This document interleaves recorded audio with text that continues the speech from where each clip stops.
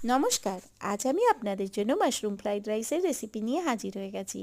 তার জন্য আমি মাশরুম কেটে নিয়েছি, কিছু সবজি কেটে নিয়েছি আর সাথে পেঁয়াজ কুচি, রসুন কুচি করে নিয়েছি। তারপর কড়াইয়ে সাদা তেল গরম করে পেঁয়াজ কুচি, রসুন কুচি দিয়ে নাড়াচাড়া করে নিচ্ছি।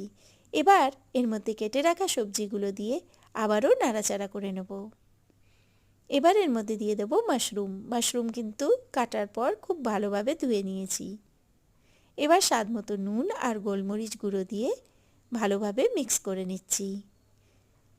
যখন দেখলাম সবজিগুলো সিদ্ধ হয়ে গেছে তখন এর মধ্যে টমেটো সস দিয়ে দিলাম। তারপর ভালোভাবে মিক্স করে আগে থেকে তৈরি করে রাখা ভাত এর মধ্যে দিয়ে দিচ্ছি। এখানে আমি ইন্ডিয়া গেট বাসমতি রাইস নিয়েছি। ভাত করার সময় ভাতের মধ্যে আমি স্বাদমতো নুন আর অল্প একটু চিনি দিয়েছিলাম।